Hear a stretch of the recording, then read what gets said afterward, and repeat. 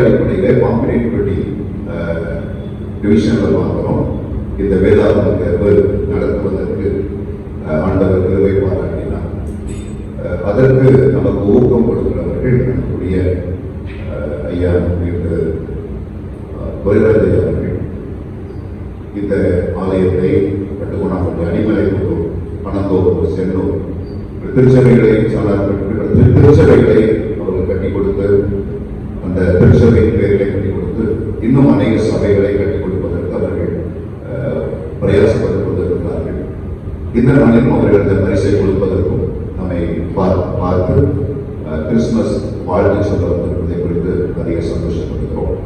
அதோடு கூட இந்த நாளிலே அருமையான போதக பிதாக்கள், குறிப்பாக சீயோனகர் நம்ம தூத்துக்குடி ஆசிரியர் பேராயத்தினுடைய சீயோனகர் சேகரனுடைய சேகர தலைவர் அடுத்த டாக்டர் ரவி ஐயா அவர்களை நம்முடைய ஜிஎம்எஸ் ஊழியத்தின் சார்பாக, இந்த திருச்சபை சார்பாக அன்போடு கூட நாங்கள் வாழ்த்து சந்தோஷம். ஆகவே அவர்கள் நிச்சயமாக உண்மையாகவே வாழ்த்துகிறோம், வரவேற்கிறோம். அதோடு கூட வகுத்தாங்குப்பம் நம்முடைய தூத்துக்குடி ஆசிரியர் பேராயத்தினுடைய வகுத்தாங்குப்பம் சேகர தலைவர் அன்புக்குரிய ஆண்ட்ரோடு ஐயா அவர்கள் நமக்கெல்லாம் எல்லோரும் அறிமுகமானவர்கள். ஒவ்வொரு கிறிஸ்துமஸ் காலங்களிலே அவர்கள் மிஷனரிகளுக்கு மற்றும் விசுவாச மக்களுக்கு உதவிகள் புத்தாடைகளை வழங்கி ஊக்குவிக்கிறவர்கள். இந்த வருஷத்திலேயும் ஒரு சில சபைகளுக்கு அவர்கள் உதவி செய்தார்கள். திருப்பத்தூர் டிவிஷனுக்கும் எல்லா மிஷனரி குடும்பங்களுக்கும் அவர்கள் அந்த புத்தாடைகளை வழங்கினார்கள். பெரிய தலைப்பாடியை வைத்து வழங்கினார்கள். பெரிய தலைப்பாடி விசுவாச மக்களுக்கும் அவர்கள் புத்தாடைகளை வழங்கி ஊக்குவித்தார்கள். அன்புக்குரிய ஐயா அவர்களையும் ஜிஎம்எஸ் இயக்கத்தின் சார்பாக திருச்சபை சார்பாக அன்போடு ஆலோசனைகள் நன்றி கொள்கிறோம். அதோடு சில கிருமையினர் செய்கிற தலைவர் அடுத்தது ரவிரத்தை அவர்கள் நடத்தில் வந்திருக்கிறார்கள். அவர்களும் இந்த ஆண்டு கடந்த ஆண்டும் அநேக சபைகளுக்கு உதவி செய்தார்கள். இந்த ஆண்டும் தன்னார்வத்தோடு தேவை உள்ள சபைகளை கண்டறிந்து விசுவாச மக்களுக்கும் ஊழியக்காரர்களுக்கும் பல உதவிகளை அவர்கள் இந்த ஆண்டும் செய்திருக்கிறார்கள். ஆகவே அவர்களும் வர வந்திருப்பதை குறித்து அதிக சந்தோஷப்படுகிறோம். கர்த்தருடைய ஆசீர்வதிப்பாராக எல்லாரையும் வாழ்த்தி நன்றி கொள்கிறோம். அதோடு கூட நாம் முதலாக சொன்னது போல நம்மில் வந்திருக்கிற பொருளாதார உண்மையாகவே அவர்களுக்கு கிடைத்த ஒரு பெரிய ஆசீர்வாதம் என்ற பொக்கிஷனை சொல்லலாம். தேவைப்படும் போதெல்லாம் அவர்கள் அதை விசாரித்து அநேக சபைகளை கட்டி கொடுத்துக் கொண்டிருக்கிறார்கள். இதை கூட ஒரு ஆலயத்தை கட்டி கொடுக்க வேண்டும் என்கிற ஒரு பெரிய ஒரு ஆர்வத்தோடு தான் அவர்களை பார்ப்பதற்காக சென்று வந்தோம். ஆகவே காலதாமதமாகிவிட்டது. அன்புக்குரிய ஐயா அவர்களை திருச்சபை சார்பாக ஜிஎம்எஸ் ஊழியத்தின் சார்பாக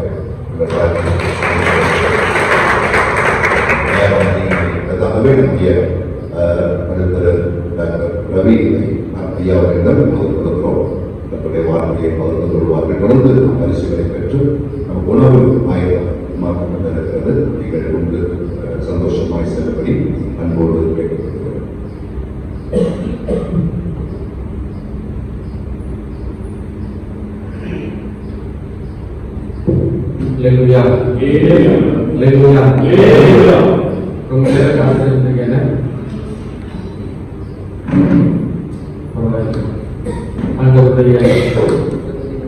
ஊழியர்கள் செய்கிறதெல்லாம் பல நேரங்களில் எதிர்பார்க்காத விதமான சோதனைகள் துன்பப்படுத்தும். இந்த மாதிரி நிகழ்வுகள் பல நேரங்களில் நடந்து விடுகிறது. அதற்காக வருந்துள்ளோம். ஆனால் உற்சாகமாக இருக்கிற பார்க்கும் முகம் சந்தோஷமாக இருக்கிறது. இந்த வாய்ப்பை உலகின் நன்மையான நம்முடைய டிஎம்எஸ் ஊழியத்தில் இந்த பகுதியில் ஒருங்கிணைப்பாளராக இருக்கிற யோசுவா ஐயா அவர்களுக்கு மனமார்ந்த நன்றிகளை தெரிவித்துக் கொள்கிறோம். நானும் ஐயாவும் அருமையான ஒளி ஐயாவும் ஒரே நேரத்தில் கொடுத்துற பட்டம் பெற்றவர்கள். ஒரே நேரத்தில் ஆர்டினேஷன் பெறுவதற்கு ஆண்டவர் உதவி செய்தார். எனவே நண்பர்களாக உங்கள் மத்தியில் இருப்பதிலே மிகுந்த மகிழ்ச்சி அடைகிறோம். உங்களை நாங்கள் வாழ்த்துகிறோம். அதேபோல கிருபநகர் சேகராயர் ரகுராஜ் ஐயா அவர்கள் மத்தியில் இருப்பது மிகுந்த ஆசீர்வாதம். அவர்களும் இந்த டிஎம்எஸ் ஊழியத்தை உங்களுக்காக ஜெபிக்கிறது இந்த நன்றி செலுத்துகிறோம். புதுக்கோட்டை தொழிலதிபர் அருமையான ஜிபி துரராஜ் ஐயா அவர்கள் மத்தியில் இருக்கிறார்கள். நான் புதுக்கோட்டையில் 5 ஆண்டு இருந்தேன். ரொம்ப நெருக்கடியை கொடுக்குற ஒரே ஒரு ஊழியம் என்ன கேட்டீங்கன்னா, ஐயா டிஎம்எஸ்க்கு அங்கே போயிருக்கணும், ஐயா டிஎம்எஸ் மிஷினருக்கு இதை செய்யணும், ஐயா டிஎம்எஸ்க்கு காலண்டர் கொடுக்கணும், ஐயா டிஎம்எஸ்க்கு எதுக்காவது செய்யணும். மாதத்துல ஒரு 5-6 முறையாவது நினைச்சுவாங்க, வேற எதை பற்றியும் பேச மாட்டாங்க. டிஎம்எஸ் மிஷினர்களுக்கு ஊழியத்திற்கு ஆலயத்திற்கு இப்போ நான் 10-11 ஆண்டாக நான் ஐயோடு கூட இந்த உறவில் இருக்கிறேன். இந்த ஊழியத்தை அதிகமாக நேசித்தவர்கள், பல திருச்சபைகளை கற்றுக் கொடுத்திருக்கிறவர்கள், இந்த ஆலயத்தையும் புதுக்கோட்டை பிரசன்ன ஆலயத்தின் சார்பாகத்தான் கற்றுக் கொடுக்கப்பட்டது என்று எனக்கு தெரியும். பல நாட்கள் இங்கே உறங்கி இருக்கிறோம், பல நாட்கள் இங்கே நிறைய இரவுகளுக்கு கட்டியிருக்கிறோம். மிகுந்த மகிழ்ச்சி. இங்க வரும்போதுதான் எங்களை நல்ல முறைகளை விமர்சிக்கிற அதுக்கான யோசுவா ஐயாவுடைய ஐயா அம்மாவுக்காக நான் ஆண்டவரை குறிக்கிறேன். மிகுந்த உதாரணத்தோடு இலங்களை ரெடி பண்ணி காப்பி போட்டு கொடுத்து வெள்ளி போட்டு கொடுத்து எங்களுக்கு மிகுந்த உற்சாகமாக உதவி செய்கிற அம்மாவுக்காக நன்றி செலுத்துகிறோம். ஊழியருடைய பிள்ளைகள் இங்கே முன்னாடி இருக்கிறார்கள்.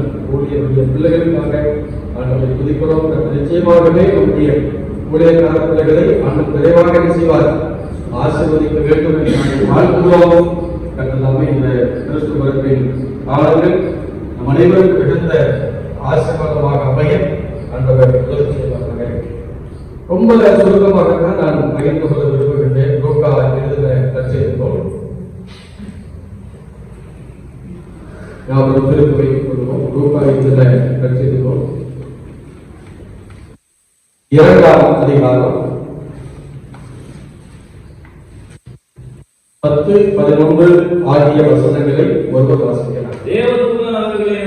தேவதூதன் அவர்களை நோக்கி பயப்படாதீர்கள், இதோ எல்லா ஜனத்துக்கும் மிகுந்த சந்தோஷத்தை உண்டாக்கும் நற்செய்தியை உங்களுக்கு அறிவிக்கிறேன் என்று கர்த்தராகிய கிறிஸ்து என்னும் இரட்சகர் உங்களுக்கு தாவீதின் ஊரிலே பிறந்திருக்கிறார். தேவதூதன் மேய்ப்பர்களை பார்த்து சொல்கிற ஒரு வார்த்தை, பயப்படாதீர்கள். இதோ எல்லா ஜனத்துக்கும் மிகுந்த சந்தோஷத்தை உண்டாக்கும் நற்செய்தியை உங்களுக்கு அறிவிக்கிறேன். பயப்படாதீர்கள் அப்படிங்கிற வார்த்தை போராடமா எத்தனை முறை வருகிறது தெரியுமா? 365 முறை இருக்கிற சவால்கள் தெரிந்து வைத்திருக்கிறீர்கள். உங்களை பாராட்டுகிறேன். 365 தடவை பைபிள்ல பயப்படாதீர்கள் அப்படிங்கிற வார்த்தை நமக்கு சொல்லப்படுது. அப்படின்னா ஒரு நாளுக்கு ஒரு வார்த்தை நம்மளை பார்த்து கர்த்தருடைய வார்த்தை சொல்கிறது, பயப்படாதீர்கள் அப்படிங்கிற. இந்த செய்தி மேய்ப்பர்களுக்கு சொல்லப்படுகிறது. மேய்ப்பர்கள் ஊருக்கு ரொம்ப தள்ளி அவர்கள் மந்தைகளை மேய்த்துக் கொண்டிருக்கிறார்கள். அவருடைய பொருளாதார சூழலும் மிகுந்த கடினம், சமூகத்தில் அவர்களை ஏற்றுக்கொள்ளக்கூடிய சூழலும் மிகுந்த கடினம். அப்படி ஒரு சமூகமாக சோசியல் அந்த ஸ்டார்டிலே அவர்கள் மிகவும் தள்ளப்பட்டவர்களாக, ஒரு மாண்புக்குரியவர்களாக கருதப்படாத ஒரு காலம். அப்போ ஆண்டவர் அவர்களை பார்த்து சொல்கிறார், இன்று கர்த்தராகிய கிறிஸ்து என்னும் இரட்சகர் உங்களுக்கு இடத்திலே ஒரு நபர் கேட்டார், ஐயா ஆண்டவருடைய பிறப்பை தேவதூதன் மேய்ப்பர்களுக்கு போய் ஏன் சொல்ல வேண்டும்? அதற்கு ஏதாவது ஏதாவது இருக்கிறதா என்று கேட்டார். சில பதவிகளை சொல்றேன். உங்ககிட்ட நான் கேட்டு வருகிறேன், ஏன் ஆண்டவருடைய தூதன், ஆண்டவருடைய பிறப்பை இந்த வயல்களிலே தனிமைப்படுத்தப்பட்ட ஒரு சூழலில் மந்தைகளை மேய்த்துக் கொண்டிருந்த மேய்ப்பவர்களுக்கு இந்த செய்தி சொல்லப்பட்டது. மேய்ப்பவர்களுக்கு போய் சொல்லணும், எத்தனையோ பேர் இருக்கிறார்கள். ஆண்டவருடைய பிறப்பின் நிகழ்வை அந்த காலத்தில் அரியணையில் இருக்கிறவர்கள் இருக்கிறார்கள், சாதாரண மக்கள் இருக்கிறார்கள், நல்ல பொருளாதாரத்தில் சிறந்தவர்கள் இருக்கிறார்கள். இவர்களை எல்லாம் விட்டுவிட்டு மேய்ப்பவர்களிடத்தில் போய் சொல்ல வேண்டிய தேவையில்லை. சும்மா ஃப்ரீயா மேய்ப்பவர்கள் வழி நடத்துகிறவர்கள். ஏற்பாட்டின்படி வழி செலுத்தணும்னா முதல் ஆடு தலையிட்டு அதை வரும். இதை பராமரிக்கிறவங்க கையில தான் கொடுத்துருப்பாங்க. அது பிறந்துருச்சுன்னு சொன்னா அவங்க பாட்டு பாடி அதை அறிவிப்பாங்க. அதாவது ஐயா அவங்க என்ன சொல்றாங்கன்னா, பலியாக்கப்பட வேண்டிய ஜீவ பலியாகி கிறிஸ்து என்ன செய்திருக்கிறார், பிறந்திருக்கிறார். எனவே அவரை பாதுகாக்க வேண்டிய, அவர்களை கவனிக்க வேண்டிய பொறுப்பு மேற்பொருளிடத்திலே இருந்தது. அதனால மேற்பொருளிடத்தில் என்ன செய்யப்பட்டது, சொல்லப்பட்டது என்று சொல்கிறார். வேற செய்தி இருக்கிறதா?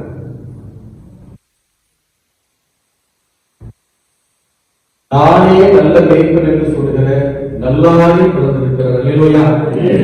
மேய்ப்பர்கள் அப்படின்னா நாம நினைக்கிற மாதிரி ஹீப்ரு திருமலையில மேய்ப்பர்கள் என்றால் அவர்கள் அரசர்கள். யார் அவர்கள்? அரசர்கள்.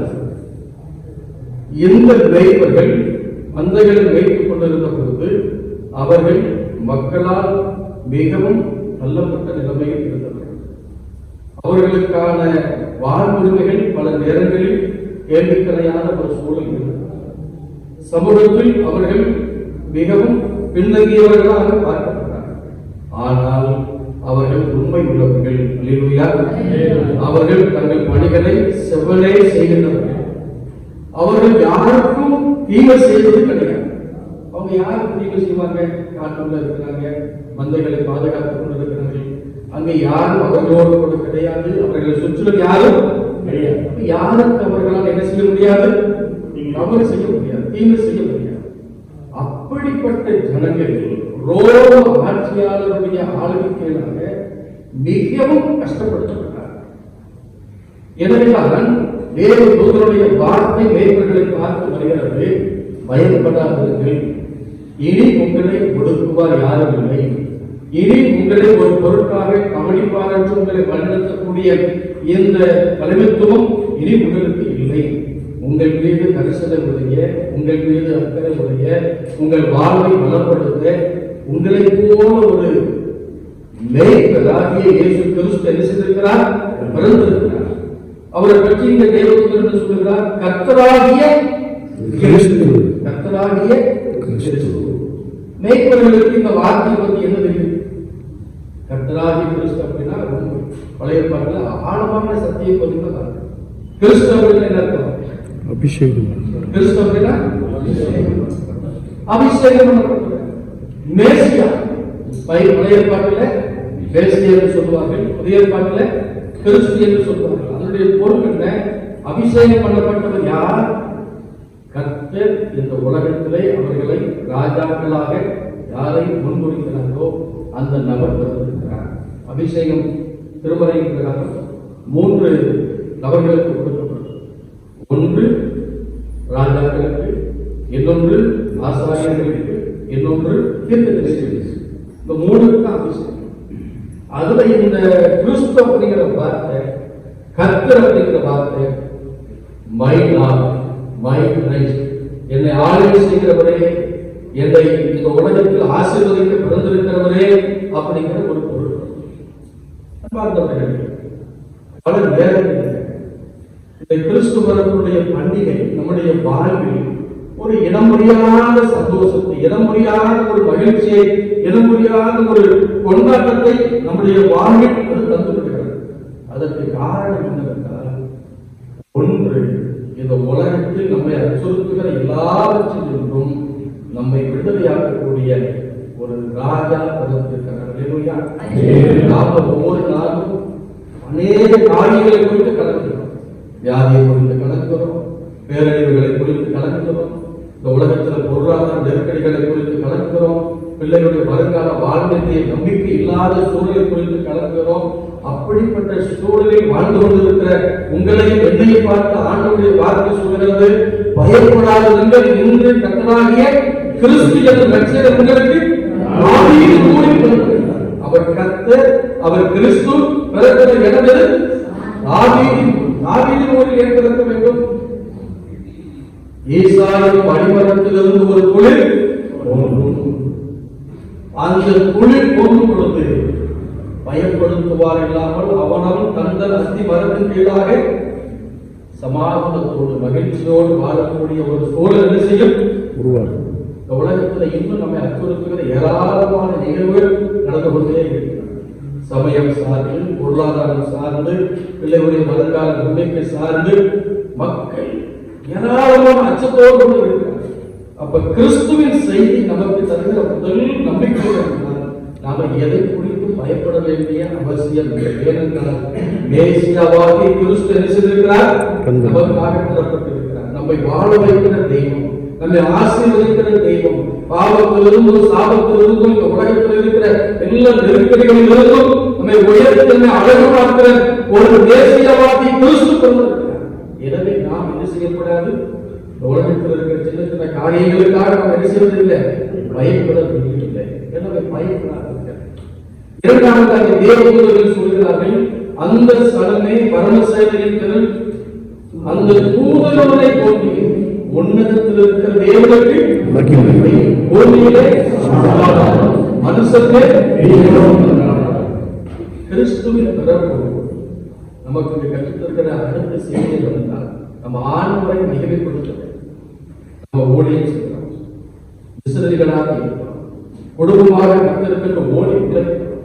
இந்த உழைக்கிற உழைப்பு நம்முடைய வாழ்வில் நிச்சயமான ஒரு ஆசீர்வாதத்தை நம்முடைய குடும்பத்திலே தேவன் நன்மையாக வேதத்தில் நம்ம படிக்கிறோம், ஒருவன் எனக்கு ஊழியம் செய்தால் அவனை உதாவாளர். இன்னைக்கு நம்முடைய குடும்பங்கள், நம்முடைய பிள்ளைகள் வருங்காலத்தில் ஆசீர்வதிக்கப்பட்டிருக்கிறார். கொஞ்சம் சொற்ப வருமானத்தில் நாம் இருக்கிறோம், ஆனால் ஒன்று ஆண்டவர் நம்முடைய வாழ்க்கை குறைவுகளாக என்ன செய்ய மாட்டார், வைத்திருக்கிறார். நம்முடைய வாழ்க்கை முதலாவது கிறிஸ்துவின் மூலமாக நம்ம கற்றுக்கொள்ள வேண்டிய அடுத்த செய்தி என்னவென்றால், என்னுடைய வாழ்க்கை தேவனுக்கு மகிமையாக இருக்கிறது. நான் நிற்பதும் நிர்மூலமாக இருப்பதும் தேவனை சுத்த கிருபை என்பதை நான் உணர்ந்து கொண்டு நான் பேசுகிற பேச்சு, நான் செய்கிற ஊழியம், நான் ஆற்றுகிற அருளை, என்னுடைய ஜெபம் அனைத்தும் மக்களுக்கு பிரியமாக, மக்களுக்கு ஆசீர்வாதமாக, மக்களை ஆண்டவர்களை திருப்புகின்ற ஒன்றாக, தேவன் நாமத்தை மகிமைப்படுத்தக்கூடியதாக என்ன செய்ய வேண்டும்? கிறிஸ்துவ பிறப்பு நம்மை ஆண்டவரை மகிமைப்படுத்த ஒன்று உங்கள் அச்சத்தை உங்களை விட்டு மாற்றுகிறது. இரண்டாவது, நீங்கள் தேவனை மகிமைப்படுத்த கிறிஸ்துவின் பிறப்பு உங்களை அழைக்கிறது. மூன்றாவதாக அங்கே சொல்லப்படுகிற வார்த்தை பூமியிலே சமாதானம். சமாதானம். இந்த உலகத்தில் சமாதானம் எல்லாரும் அச்ச உணர்வோடு, கவலைகளோடு, கலக்கத்தோடு வாழ்கிறார். இன்னைக்கு உலக யுத்தம் வரும்னு யாருக்கு செய்யாது.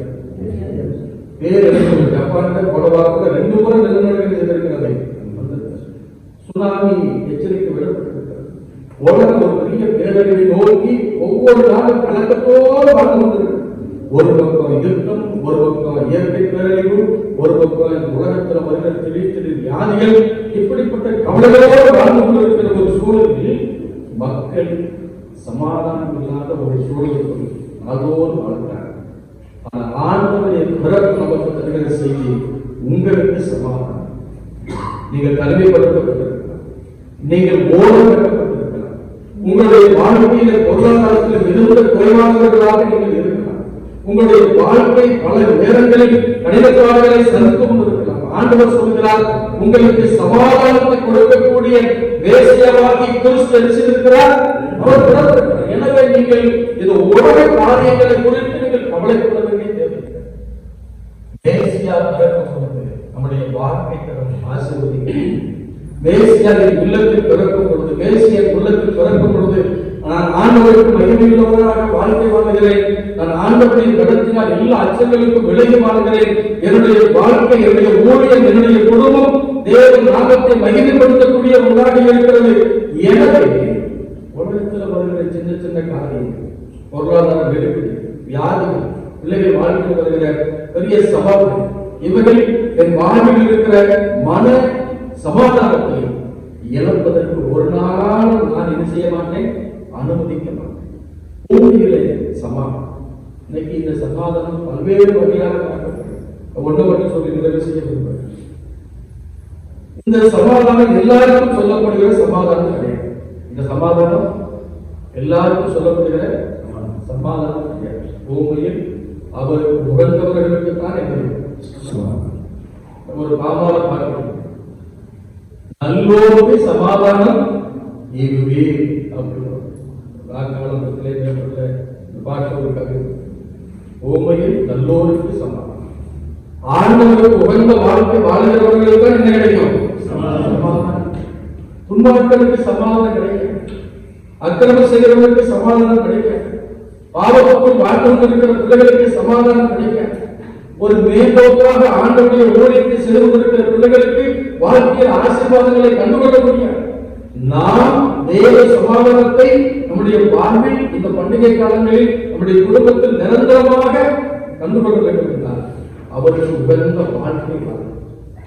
பல நேரங்களில் அடுத்தவங்களுக்கு போதிக்கிற நாம நம்முடைய வாழ்க்கையில் தேவ வசனத்தை ஆழமாக அதை கை கொள்ளுகிறவர்களாக என்ன செய்யும், போதிக்கிற நான் தானே ஆகவனாக என்ன செய்யக்கூடாது, மாறுபடுத்தும். நம்ம எல்லாரும் ஊழியக்காரர்கள், மிஷனரிகளாக இருந்தாலும் சரி, போதகர்களாக இருந்தாலும் சரி, நம்மளை போல இந்த ஊழியத்தை ஆதரிக்கிற திருச்சபையின் விசுவாச குடும்பங்களாக இருந்தாலும் சரி, நம்முடைய வாழ்வு ஆண்டவருக்கு மகிமையாக இருக்கிறது.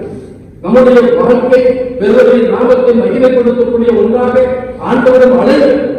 அப்போ இந்த உலகத்தில் கர்த்தருக்கு உகந்த வாழ்க்கை என்ன செய்ய வேண்டும், நாமோடு வேதாகமத்தை படிக்கணும், நாமோடு நாமத்தை மகிமைப்படுத்துகிற பாடல்களை பாடணும், நாமோடு ஆண்டவருடைய சமூகத்தில் நம்முடைய கடன்களில் தரப்பட்டிருக்கிற ஆத்துமாக்களுக்காக நம்ம கண்ணீர் செய்ய வேண்டும், ஜெபிக்கிறது. அப்பொழுது நம்முடைய வாழ்வில் தேவ சமாதானம் நம்முடைய குடும்பங்கள் எப்போதும் வருகிறது.